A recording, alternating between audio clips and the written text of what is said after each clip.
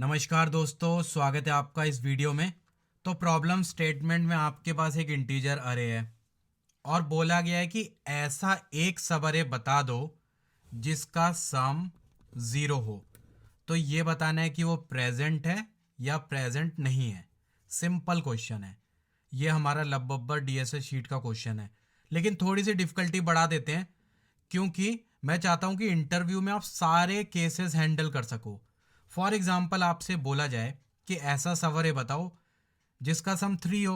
अगर के is equal to three है तो हम चाहते हैं कि हम हर केस के लिए हैंडल कर सकें। और अगर आपके इंटरव्यूअर ने पूछ लिया कि टोटल सब अरे बताओ जिसका सम थ्री हो, फॉर एग्जाम्पल कि इस इंटीजर अरे में तीन या चार या पांच ऐसे सब अरे हैं जिसका सम थ्री बन रहा है, तो आप सारे के सारे ऐड करके बताओ कि उनका काउंट बताओ। तो हम इस तरीके से इसको सॉल्व करेंगे ताकि इंटरव्यू में आपको ऐसी कोई प्रॉब्लम ना हो। ठीक है, तो हम निकालने के वाले हैं, हम रिजल्ट में निकालेंगे काउंट कि टोटल कितने सब अरे हैं जिसका सम थ्री होगा। ठीक है, तो ये निकालने वाले हैं और इसमें सारे केस कवर हो गए। अगर आपसे प्रेजेंट और एब्सेंट पूछा जाएगा तो आप वो भी बता सकते हो कि हाँ थ्री वाला है या नहीं है। अगर आपसे टोटल काउंट पूछा जाएगा तो आप वो भी बता दोगे। तो हमारी एल्गोरिथम इस तरीके से ही हम बनाएंगे कि सारे केसेस हैंडल हो। ठीक है, तो सबसे पहले आपको पता होगा ब्रूट फोर्स से स्टार्ट करते हैं।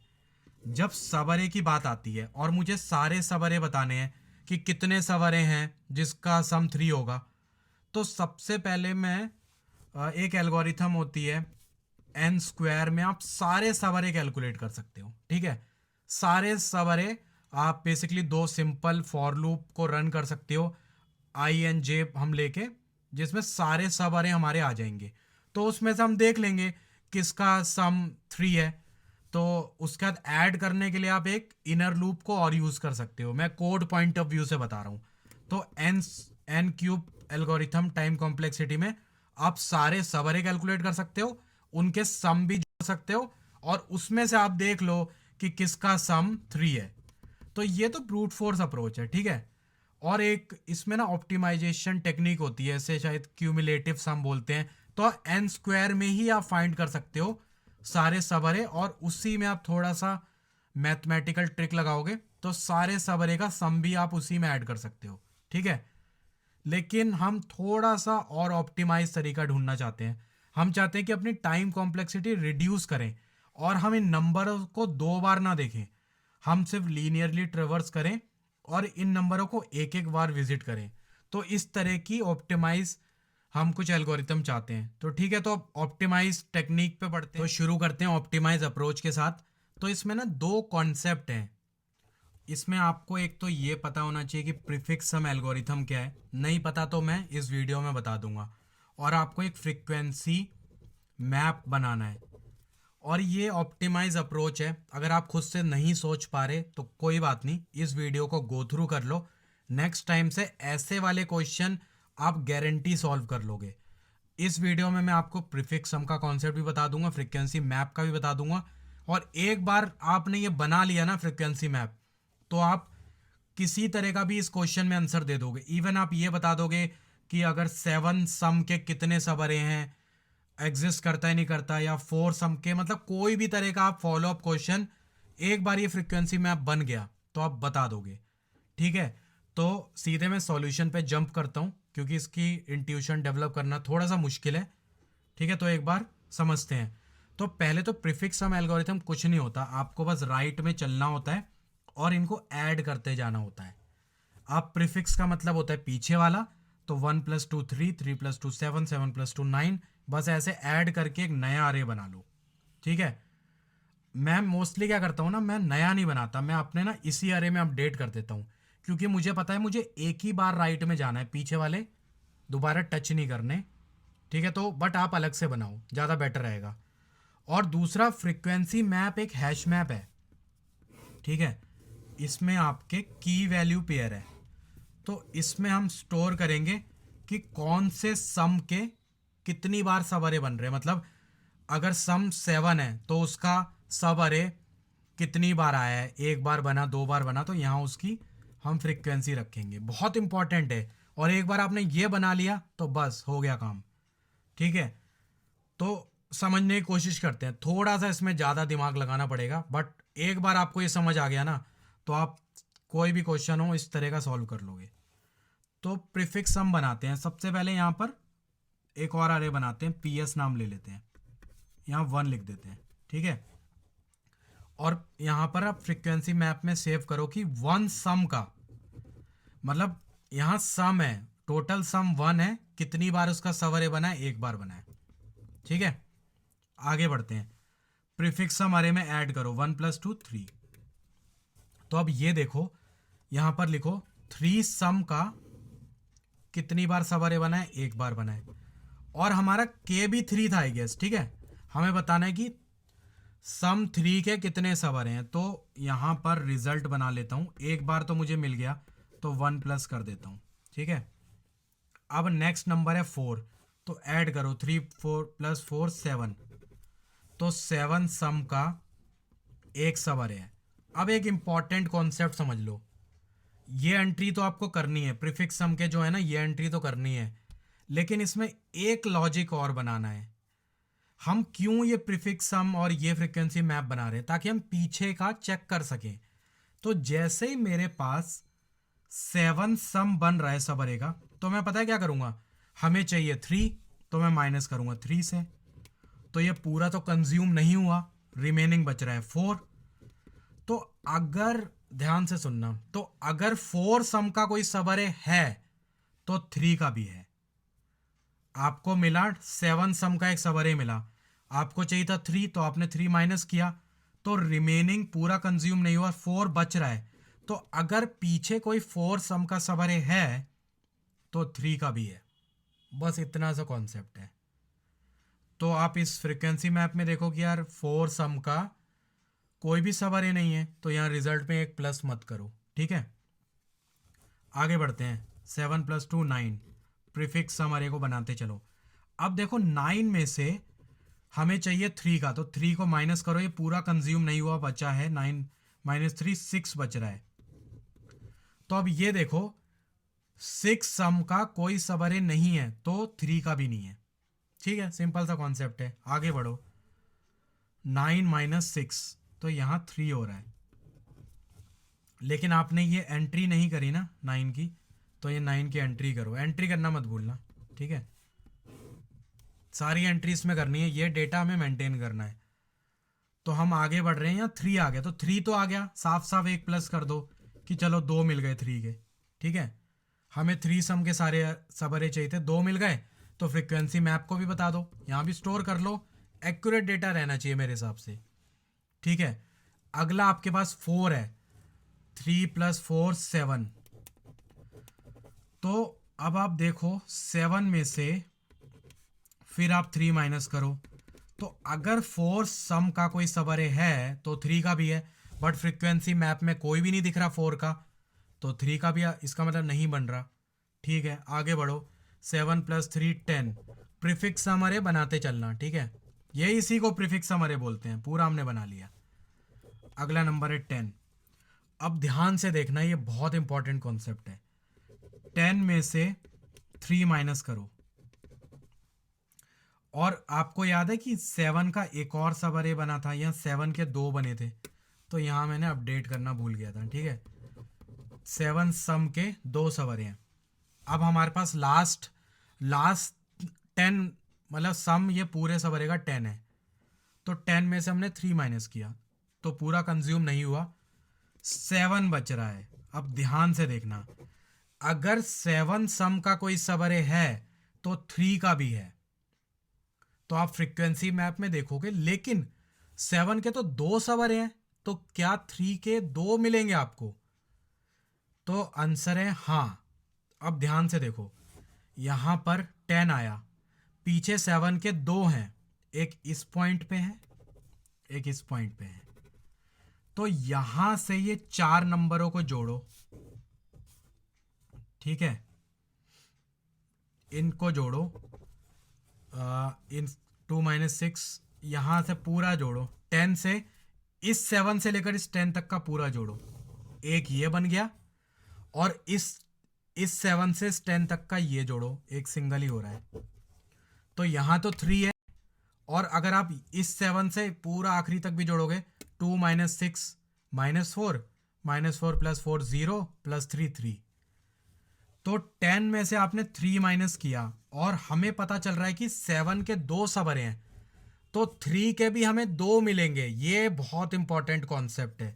तो रिजल्ट में यहाँ 2 प्लस करो, और यहाँ पर 3 के भी हमें 2 मिल गए, यहाँ प्लस कर दो, और 10 सम का 1 मिला तो इसकी भी एंट्री कर दो। ये फ्रीक्वेंसी मैप आपका एक्यूरेट होना चाहिए। तो आपने देखा कि आपने ये फ्रीक्वेंसी मैप बना लिया। अब आपसे कोई कुछ भी पूछता है कि 7 के कितने सवर हैं, 9 के कितने हैं, 10 के कितने, आप सबको बता दोगे। आपने ये फ्रीक्वेंसी मैप बना लिया, अब आप किसी तरह का भी आंसर दे सकते हो। ये क्वेश्चन थोड़ा सा मुश्किल था, बट समझ नहीं आया तो एक बार पीछे जाके देख लो वीडियो, एक बार और देखोगे तो आपको समझ आ जाएगा। बहुत इंपॉर्टेंट कॉन्सेप्ट है, और एक बार आपको ये फ्रीक्वेंसी मैप बनाना आ गया और एक प्रीफिक्स सम समझ आ गया, तो इस तरह के कोई भी क्वेश्चन आप सॉल्व कर लोगे। नहीं समझ आया तो कमेंट में बताओ, मेरे को इंस्टाग्राम में बताओ, लिंक्डइन में बताओ, जिस तरह से भी होगा मैं आपकी हेल्प करूंगा। बट मैं चाहता हूं कि आपको ये क्वेश्चन समझ आना चाहिए, ठीक है। तो अब जल्दी से जंप करते हैं कोड में।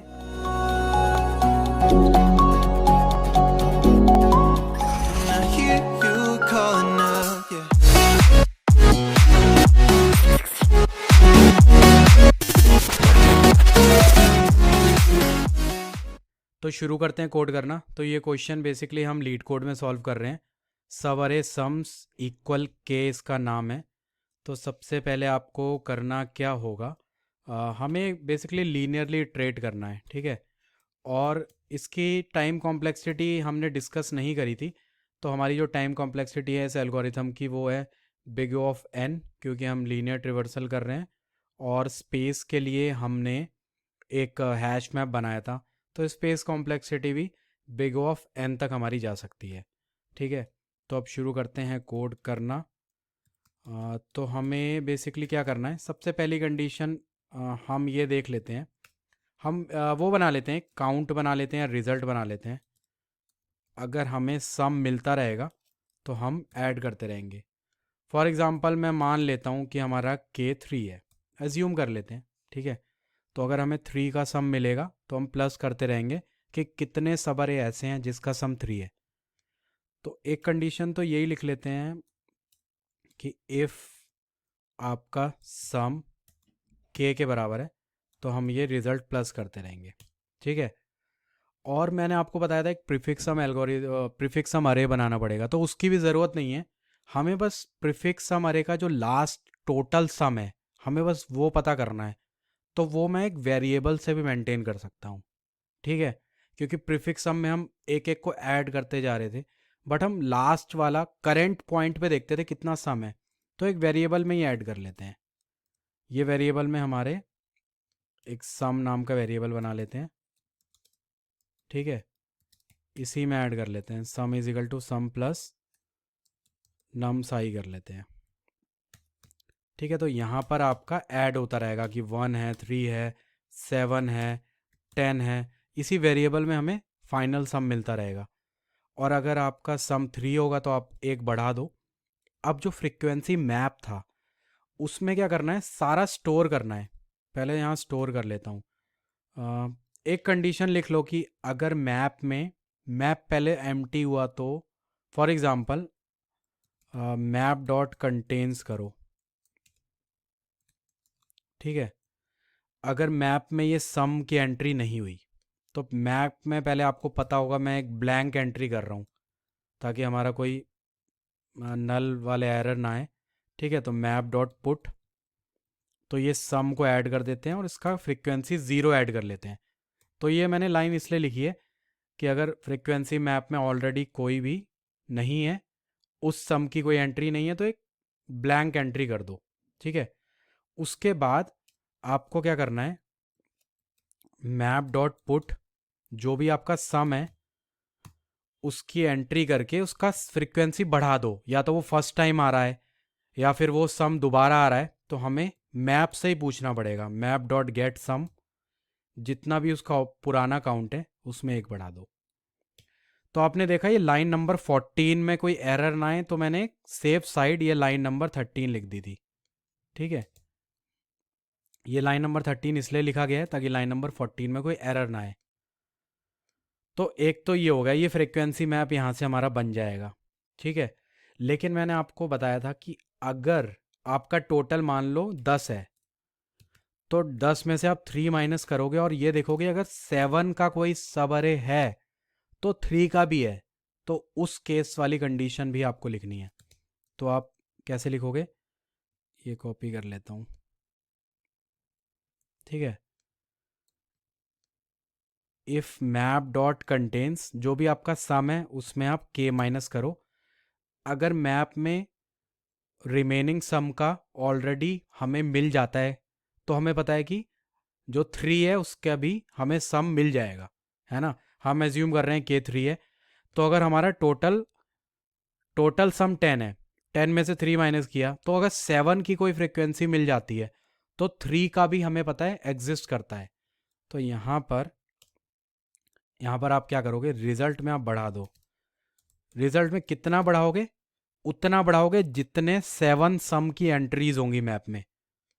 ठीक है, तो map dot get sum minus के।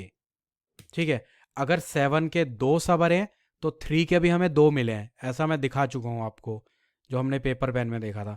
तो मैप से ही पूछ लो कि 7 के कितने हैं और यहाँ रिजल्ट में ऐड कर दो। बस आई थिंक काम हो गया, ज़्यादा इसमें कुछ करना नहीं है।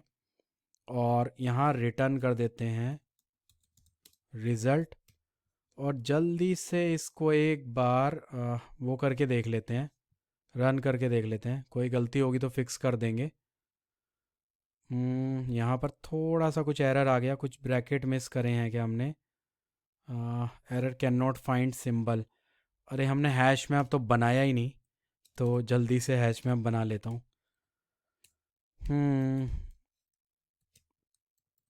ठीक है, तो इसमें इंटीजर ले लेते हैं, दोनों हमारे इंटीजर ही हैं, की एंड वैल्यू दोनों इंटीजर हैं। Map is equal to new hash map. ठीक है, एक बार और जल्दी से रन करके देख लेते हैं, कोई गलती नहीं होगी तो इसको हम सबमिट करके भी चेक कर लेते हैं।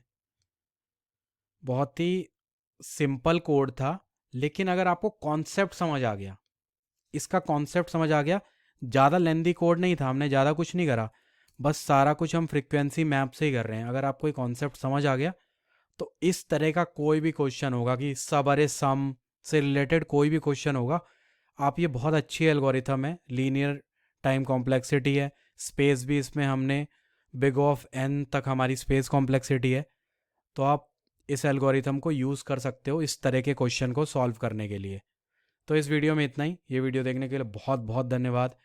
फिर मिलते हैं नेक्स्ट वीडियो में, हम लोग मिलकर सारा डीएसए कवर कर लेंगे। Bye bye.